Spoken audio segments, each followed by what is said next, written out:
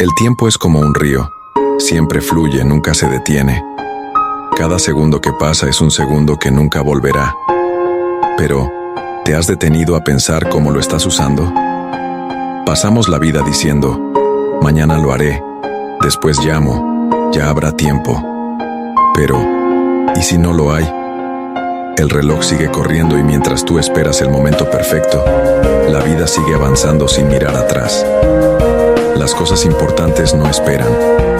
El abrazo que no diste, las palabras que callaste, los sueños que dejaste para después. Todo eso se queda atrapado en un pasado que nunca volverá. La verdad es que el tiempo no tiene pausa ni repetición. Si algo es importante para ti, hazlo ahora. Si alguien te importa, díselo hoy. Porque un día mirarás atrás y no serán las cosas que hiciste lo que lamentes, sino las que nunca te atreves.